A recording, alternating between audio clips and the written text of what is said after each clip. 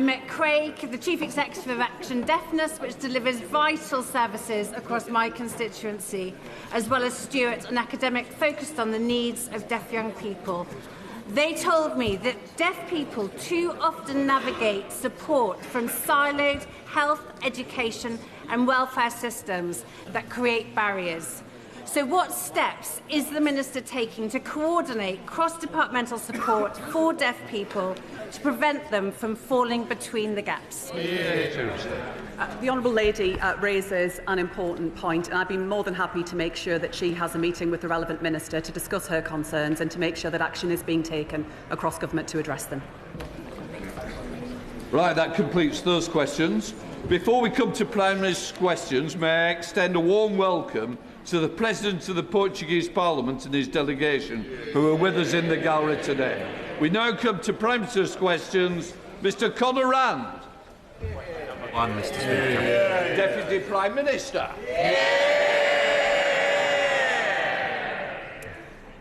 Mr Speaker, my right honourable friend, the Prime Minister, is in Brazil, attending COP30 in Belém and the Earthshot Prize alongside His Royal Highness the Prince of Wales.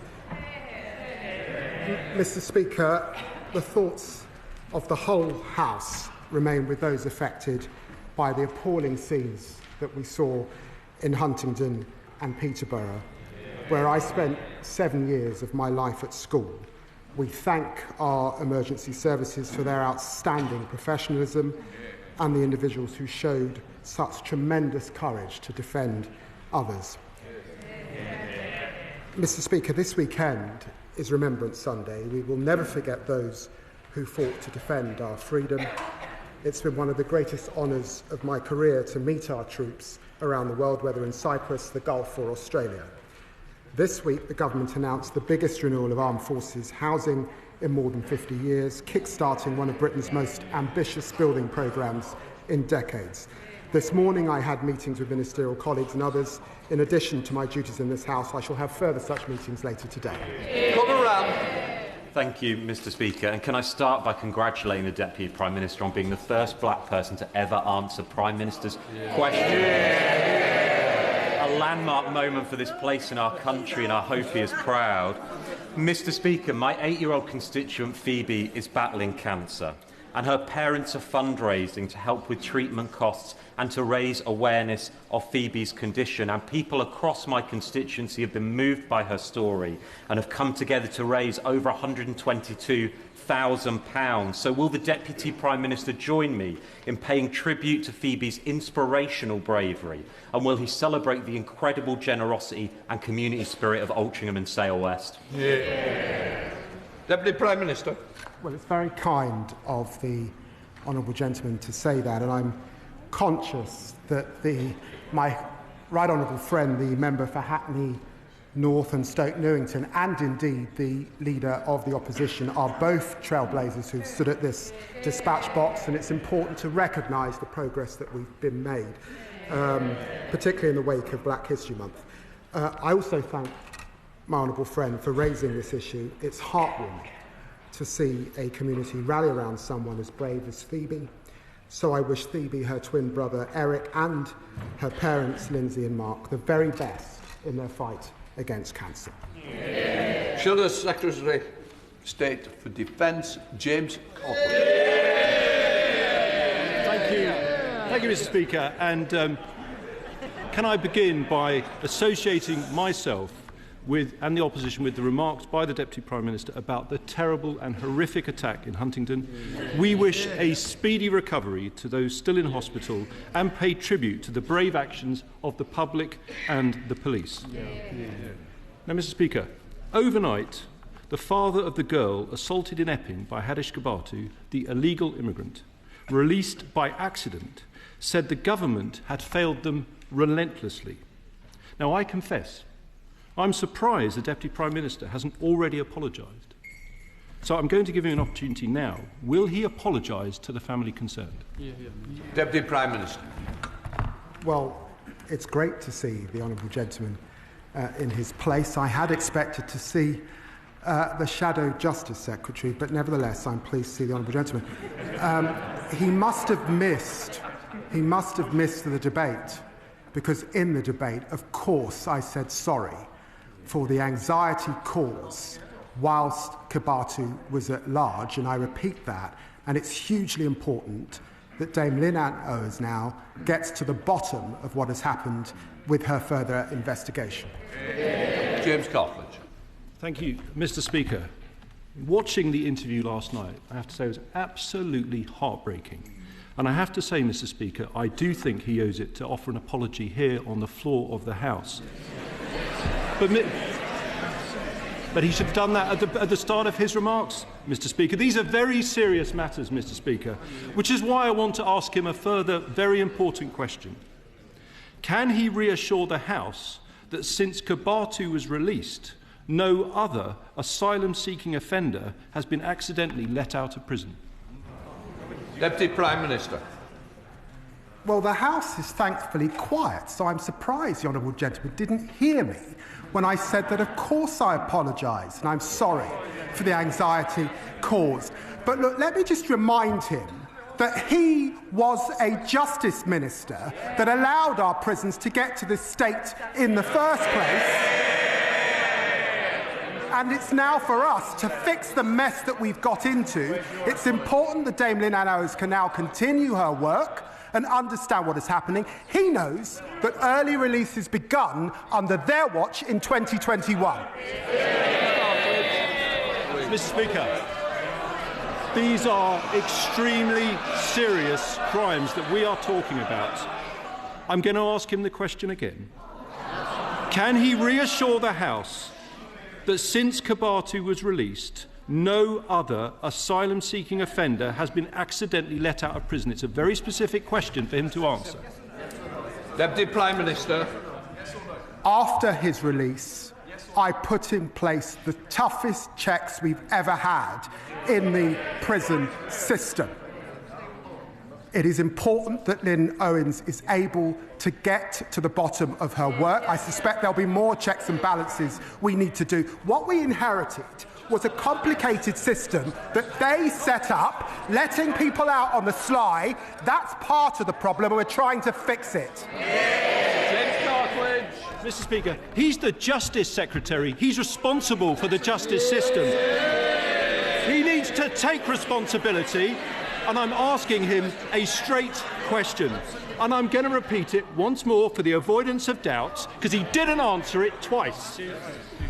He's here to answer questions. Can he reassure the House that since Kibatu was released, no other asylum-seeking offender has been accidentally let out of prison? It's a clear question. Can he give an answer? Deputy Prime Minister. Get a grip, man. I know I'm the Justice Secretary. That's why I'm at the dispatch box, also as Deputy Prime Minister. We know that. I'm not going to pray in aid. Dame Ann Owens is a former Deputy Commissioner in London, head of the NCA. It is for her to get to the bottom of that work. Of course, we know that there have been spikes since 2021 under his watch. When did he come to this House and apologise? Thank you, Mr. Speaker. The purpose of government is to take... I want to hear both. Quiet. James Carr. Mr. Speaker, it's getting noisier now, so just in case he didn't hear me. He's the Justice Secretary. Can he reassure the House that since... Order. I will have no gestures from the balcony. Let me reassure you, don't gesture to me. It's not a wise decision. This is important. Prime Minister's questions, all our constituents are listening. People in Epping and right across the country want to know the answer, Mr. Speaker. So I'm going to ask him again. He's the Justice Secretary. Can he reassure the House that since Kibatu was released, no other asylum-seeking offender has been accidentally let out of prison? Can he answer the question? Deputy Prime Minister. I've got to tell you, I spent 14 years in opposition, and I did a hell of a lot better than he's just done. I have answered the question. Under their watch, prisons were in a mess. Suicides went up. Prison officers cut. 20,000 neighbourhood polices lost. We've deported more in the last year than they deported in the last 5 years. Please, I'm not going to take any lecture from the honourable gentleman. Mr. Jewis and Mr. Stafford, you test my patience each week. Today's not the day to test my patience. We do have quite a bank holiday, so I certainly wouldn't want to be testing it at the moment. James Cartledge. Thank you, Mr. Speaker. The public are extremely concerned about what happened in the Kebatu case. They want to know there won't be a repeat. So I'm putting to him a very clear question about his responsibilities. I repeat, can he reassure the House that since Kebatu was released, no other asylum-seeking offender has been accidentally let out of prison? Can he answer the question? Deputy Prime Minister. Mr. Speaker, I'm looking forward to being up against the member for Newark next time. In 25 years in this House, I've not witnessed a more shameful spectacle, frankly, than what the party opposite left in our justice system. Their criminal negligence on his watch as a former Justice Minister. They left our prisons on the brink of collapse entirely, threatening to allow offenders to run wild on our streets. He knows that. Rape victims waiting years for their day in court. He knows that. Neighbourhood policing decimated, leaving our people feeling unsafe in their communities, and they haven't learned a thing. We are tackling knife crime, that's why it's falling. 13,000 more bobbies we are putting on the streets, kicking out 5,000 foreign criminal offenders. I've got to say to the honourable gentleman, he should do better.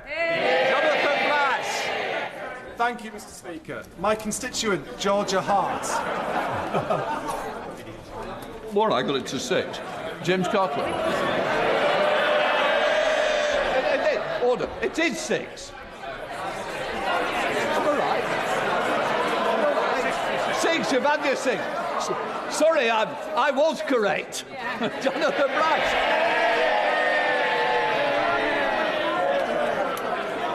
Mr. Speaker. Order. Jonathan Brash.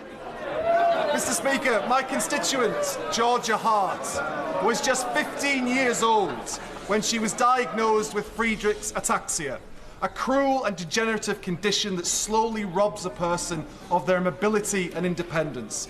Since then, her courageous parents have battled day in and day out to raise awareness and money to get her the treatment she needs. There is now a drug, omaveloxolone, which has been proven to slow the progression of the disease. Yet despite this, it's been stalled by NICE, partly because the number of patients affected is judged to be above the limit for ultra-rare conditions. Georgia and those like her are being failed not because the science isn't there, not because the treatment isn't there, but because simply the numbers do not add up. Does the Deputy Prime Minister agree we cannot allow bureaucracy to stand in the way of life-changing treatment?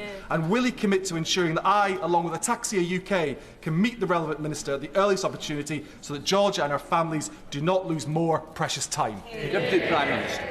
Well, Mr. Speaker, like the honourable member for Braintree, it doesn't seem that the spokesman can count, let alone stand up on behalf of the public. But can I thank my honourable friend? Our NHS has a strong record in delivering new medicines for rare diseases, and that evaluation process is rightly led by NICE. As I understand, the manufacturer of the new treatment for Friedreich's ataxia has withdrawn from this process. However, the door remains open for the company to re-engage, and I'm very happy to arrange a meeting that my honourable friend is seeking more broadly to help ensure everyone gets the care they deserve while investing an additional £29 billion in the National Health Service. Daisy Cooper, Deputy Leader of the Liberal Democrats. Thank you, Mr. Speaker. On behalf of my party, can I join the Deputy Prime Minister in expressing our horror at the terrifying knife attack at the weekend and pay tribute to all those, including the emergency services, who put themselves in harm's way to protect others. And as we approach Remembrance Sunday, can I also join him in remembering all those who gave the ultimate sacrifice for our rights and our freedoms? Those rights and freedoms are now under threat in a way that we have not seen since the Second World War. Putin is waging war on our continent and interfering in democracies across Europe. The Chinese government is waging espionage against this House, and Elon Musk is inciting violence on our streets. To date, the government has failed to heed our calls for a new inquiry into Russian meddling, failed to place China on the enhanced tier of country threats, and failed to launch an MI5 investigation into the threat posed by Elon Musk. So can I ask the Deputy Prime Minister, what will it take for the government to act and protect our democracy? Deputy Prime Minister. Well, I'm very grateful to the honourable lady. Can I just remind her, as Foreign Secretary, I stood at this dispatch box and I spoke to the China audit that we said we would do in coming into government, and we did that. I did it on the same day that we published our national security strategy, and of course my defence colleague has also published the Strategic Defence Review. She looks across all three of those documents. They set this country in the best place possible to face down the threats that she rightly refers to. Daisy Cooper. Thank you, Mr. Speaker. I hope the Deputy Prime Minister in his new role will consider our calls again. But right now, families across the country are struggling with a cost of living crisis, yet the Chancellor is preparing to increase taxes. Meanwhile, because of high interest rates and arcane Treasury rules to do with quantitative easing, the big banks are making billions of pounds in windfall profits that they never expected, that they never relied on, and never had to take any risk to earn. So without asking the Deputy Prime Minister to preempt the Chancellor's budget, can I ask the Deputy Prime Minister which he thinks is fairer, taxing struggling families or taxing big banks? Deputy Prime Minister. Well, she knows. We've got 80 years of convention, and it is for the Chancellor of the Exchequer to present her budget later on this month. But can I just say gently to her, it is under her government, in which they were in coalition with the Conservatives, that we saw austerity right across our country. And she will know that there are major parties proposing austerity again. And I know that the Chancellor will do everything she can to continue, as she set out yesterday, to invest in our NHS and our public services.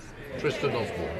Thank you very much, Mr. Speaker. The leader of my local council, Kent County Council, has said that there is a shop window on Reform UK, with councillors facing criminal charges, inappropriate conduct and behaviour, a defection, 5 expulsions, a failed Doge cost-cutting drive and an authoritarian leader who shouts and swears at colleagues. Does the Deputy Prime Minister agree with me that the people of Kent deserve so much better? And how is the government going to ensure that we deliver higher standards in local government? Prime Minister. I see the honourable member for Clacton in his seat. Reform said, this may be the first time I've seen him in Prime Ministers, but Mr. Speaker, Reform said that Kent County Council would be the best advert for what a Reform government would look like. They're delivering on the chaos that they promised and on standards in public life. I say to the honourable gentleman, no, Mr. Speaker, this is serious. I used to replace the honourable gentleman on LBC, so we've known each other for many years.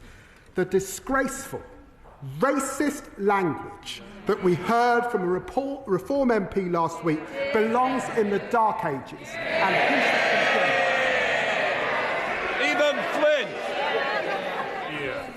It feels like it comes around quicker every year, Mr. Speaker, because the 22nd to the 28th of November marks BBC Scam Awareness Week, and by sheer coincidence, the Chancellor has chosen that week of all weeks to deliver her budget. So given her previous broken promises on energy bills, on inflation and to businesses, can he confirm to the public that if they see something suspicious on tax at the budget, they should report it? Deputy Prime Minister. Are you usually look forward to the bombast that the honourable gentleman brings to the chamber, but as usual, the SNP will say anything to distract from their appalling record. In the week where Scotland's Health Secretary had to apologise for the state of the health service on their watch, he could have mentioned that in his question. We will see what is in the budget later on this month. Charlotte Little. Thank you, Mr. Speaker. I know the thoughts of the whole House will be with everyone affected by the Huntingdon attack, and we should praise the actions of the train's driver, Andrew Johnson, and the heroic guard, Sami Zatuni. In my mind, a worthy candidate for consideration for the George Cross, as we wish him well in his continued recovery. Andrew Johnson told ITV News he was, quote, just doing his job. Will the Deputy Prime Minister take this opportunity from the dispatch box to recognise the importance of our railway crews, drivers and station staff and the vital role they play in keeping us all safe, from averting suicides on the rail network to dealing with antisocial behaviour and emergencies like we've seen this week? Deputy Prime Minister. Well, I'm very grateful to my honourable friend. The actions of the driver, Andrew Johnson, and the train staff member, Sami Zatuni, were nothing less than heroic. And I'm sure that the whole House would agree that some form of recognition is absolutely deserved. Our country is defined by these people working on the front line, caring for and supporting the public every single day. I'm proud to be part of a government that's fighting for them, increasing their pay, tackling the cost of living crisis and fixing the public services that we rely on. Bob Blackman. Thank you, Mr. Speaker. And on Sunday and on Tuesday, we will honour those that made the ultimate sacrifice from not only this country, but across the Commonwealth. Which is why I wear not only the poppy, but the marigold to honour the Commonwealth troops that gave their lives.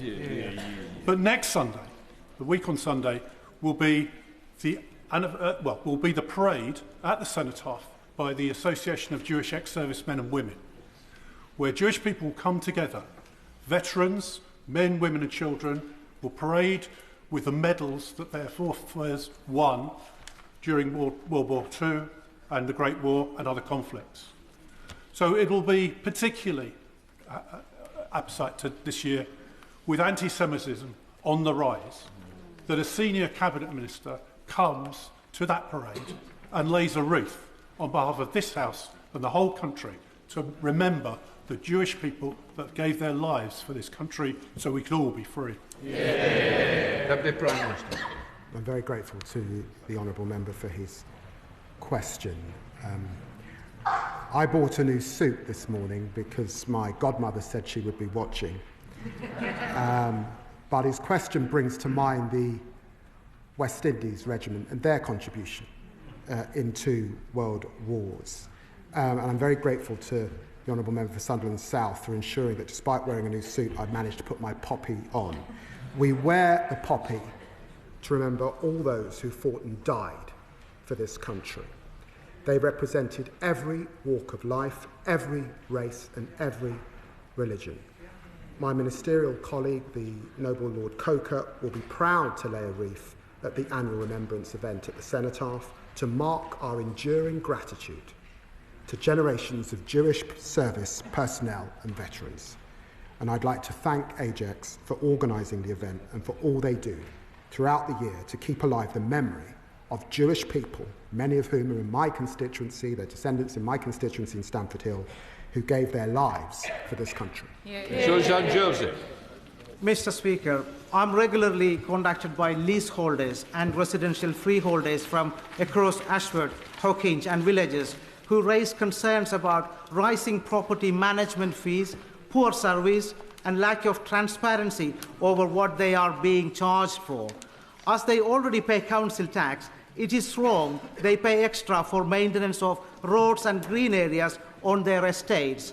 Will the Deputy Prime Minister update the House on the actions the government is taking to reform the current outdated system so that my constituents can look forward to having stronger rights, greater powers and improved protections?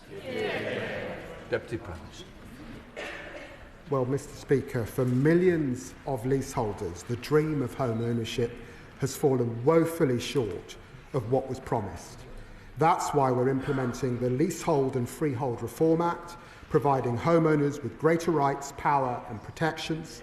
We'll bring the injustice of leasehold to an end, protecting people from unfair costs. And as he knows, my honourable friend for Greenwich is going to meet the director of First Port to address serious concerns over their performance. Pete Wishart. Thank you very much, Mr. Speaker. On Monday at the dispatch box, the Defence Secretary said the Scottish Government were a threat to national security. A charge repeated this morning by the Scottish Secretary. What he, in effect, was saying is that a democratically elected government, elected by 1.3 million Scots, possess a threat to this country. I don't know if it's something the Deputy Prime Minister will repeat at the dispatch box today, but can he tell me why democratic Scotland is a threat to national security and China is not? Deputy Prime Minister. I took a DNA test a few years ago. I'm 5% Scot. The people of Scotland are not a threat. They're not a threat to national security. It's the SNP. And they decide to get rid of nuclear deterrence a threat to national security. You should hide his head in shame. Lee Ingham. Thank you, Mr. Speaker.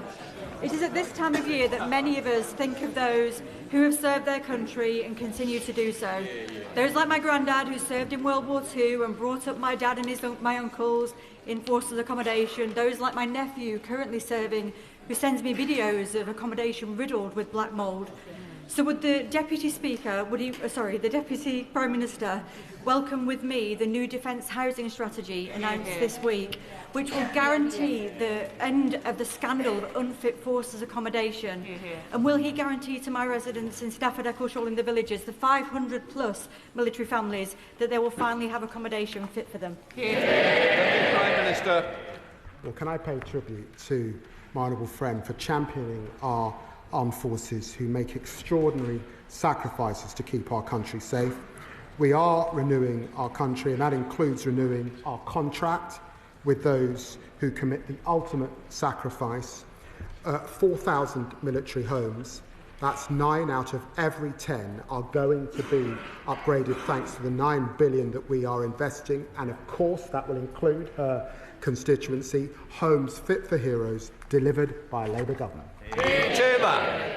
Thank you, Mr. Speaker. Can I echo the words of the member for Harrow East of how proud I am to wear the marigold alongside my poppy? Last year, Sadiq Khan was elected London Mayor with a promise to keep a police station front counter open in all 32 London boroughs 24 hours a day. Labour have just broken that promise to Londoners, as only 2 will remain.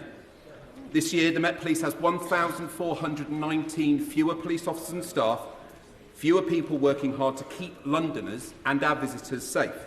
But in Sutton-on-Cheam, we've just had our High Street police team cut from 11 to just 4 officers, inevitably leaving my constituents less safe. So does the Deputy Prime Minister agree with the Liberal Democrats and Sir Mark Rowley that a shrinking Met Police force compromises their ability to keep Londoners safe? Deputy Prime Minister. Well, as he knows, the previous government cut police officers and PCSOs while also critically underfunding the criminal justice system. We're acting in London, funding the Met, Mr. Speaker, up to £262 million this year, and we're investing £200 million this year to put 3,000 more neighbourhood police on our streets by spring. Through our crime and policing bill, we'll also give them powers that they need, including enough tough new respect orders to tackle crime and make our streets safer. But I do just say gently to the honourable member, because he's a Liberal Democrat, they come to their feet, they ask for more funding, and then given the opportunity, they vote against the reforms that will actually grow our economy. Laura Kirk-Smith. Mr. Speaker, in Aylesbury I've been running a programme called Your Voice, Your Future to help young people engage with politics and shape the issues that matter to them. They've sent in ideas for the school curriculum review, they've advocated for better mental health support, and they've shared their fears about smartphones and social media. Will the Deputy Prime Minister join me in recognising the contributions and ideas of young people, and what more will he do to ensure that they can meaningfully engage in national policy? Deputy Prime Minister. Well, can I applaud my honourable friend. She's a passionate champion of the next generation. She will have seen my right honourable friend, the member for Sunderland South, launch her curriculum review, which will deliver high standards for every child, giving them the skills they need to thrive and boost their engagement in our democracy. And I'm proud that we'll also be giving 16 and 17-year-olds the right to vote in our UK elections to make their powerful voices heard. Mr. Speaker, burning waste is as polluting as burning coal, and we already have incinerator overcapacity. So when will this government renew the last government's pause on new incinerators? When will it end perverse deliver or pay contracts with incinerator companies? And when will it deliver an incineration tax, like the landfill tax, to encourage waste reduction, reuse and recycling? Deputy Prime Minister. The honourable gentleman is very experienced. He knows that our country's future on energy is in renewables. That's why we're investing in renewables, and he should listen carefully to what the Right Honourable Prime Minister has got to say when he gets to COP. The Chancellor will have heard his observation in terms of further taxes. He's got to wait until the end of the month to see what happens. Adam Thompson. Thank you, Mr. Speaker. Since this government has massively boosted the national minimum wage for young people, my constituents in Erewash earn far more than the £3.40 an hour I got paid in my first job just 17 years ago. What is the Deputy Prime Minister's response then to those, including the Conservatives and Reform, who claim that £10 an hour is too high a wage for young workers? And does he happen to know whether any of the Reform leaders' dozen extra jobs pay him less than £10 an hour?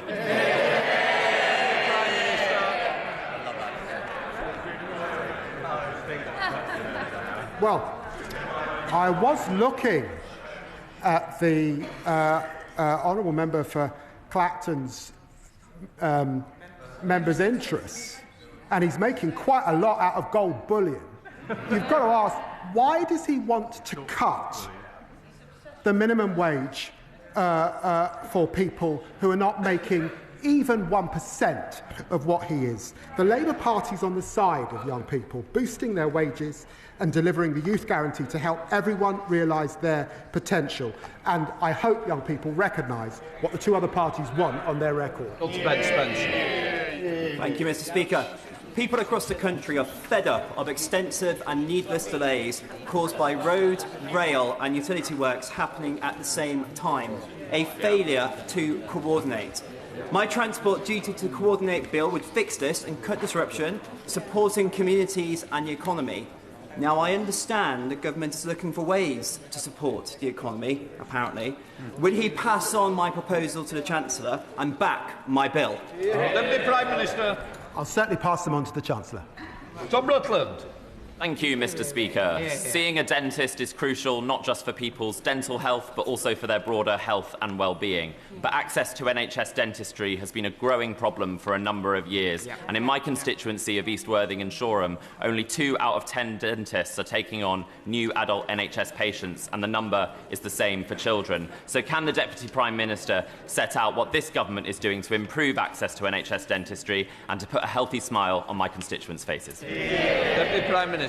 My right honourable friend is right to raise this issue. It's an important issue up and down the country. We're taking action to address the appalling inheritance received by rolling out extra urgent and emergency appointments across the country. We're also reforming the dental contract, recruiting more dentists and making sure that they work in the National Health Service for a minimum of 3 years. Freddie Van Berlen.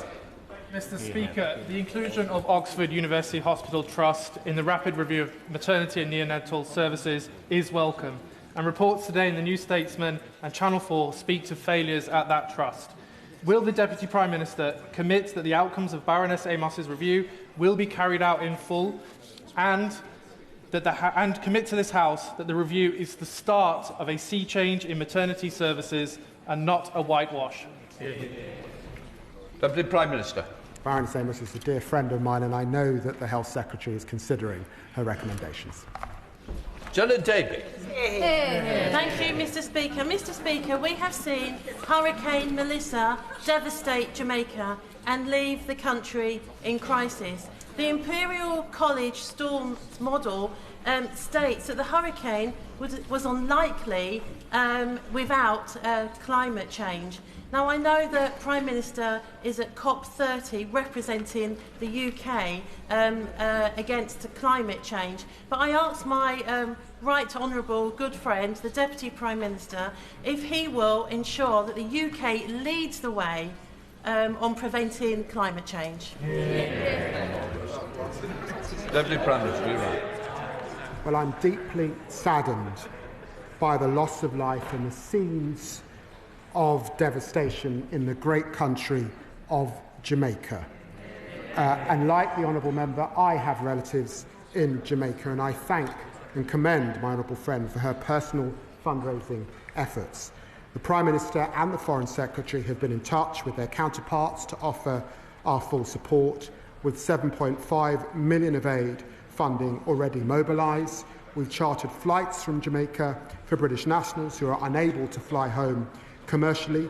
Jamaica will also receive 71 million from the Caribbean Risk Insurance Pool, funding which begun under the previous Labour government that they can draw on for their renewal.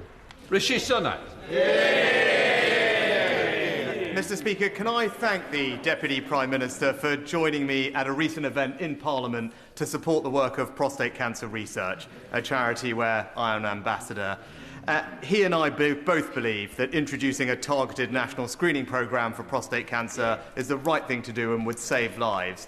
So does he also agree that the recent compelling results of the 162,000 patient European trial support this case, and that this evidence, alongside data from prostate cancer research and others, should be given significant weight by the UK's National Screening Committee?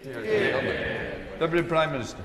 Well, I thank the right honourable member. Too many of us will sadly know someone affected by prostate cancer, and I have too many members of my family that are living currently with prostate cancer, which is why I'm very proud to co-chair the prostate cancer research event this year and last year with him, and I share his determination to boost research, speed up treatment and deliver better care. Now, he knows I'm biased, but these are rightly decisions for the Health Secretary. The UK National Screening Committee is reviewing the latest evidence of prostate screening and considering whether any changes should be made to save lives. We've invested 42 million jointly with prostate... Jenny Riddle-Carpenter. Thank you, Mr. Speaker. Over the past 15 years, there have been 170 cases of matricide, and in 2022, more women were killed by their sons than by strangers. Child-to-parent abuse is often linked to complex mental health, and earlier this year, I met with Laura and Ian, who are doing all they can to support their son with his rehabilitation after serving time in prison. Mr. Speaker, they are living in constant fear of physical harm from their son, who they love and adore. Will the Deputy Prime Minister support me in meeting the relevant minister to discuss the effects of child-to-parent abuse? Deputy Prime Minister. Matricide is a horrific crime, and we're committed to tackling it. Our VORG strategy will set out how we will halve violence against women, including domestic abuse, over the next decade. And, of course, I'll arrange for the Minister to meet with her. Final question, Martin Vickers. Mr. Speaker, Lindsay Oil Refinery in my constituency is under threat of closure with the loss of hundreds of jobs. A number of expressions of interest have been shown in taking over the whole site. If one of those passes the test of due diligence, could the Deputy Prime Minister give an assurance that the government will back the project and allow the continuation of operations at the refinery? Deputy Prime Minister. I can't give him that assurance from the dispatch box, but I will, of course, ensure that the relevant minister meets with him. A point of order, is it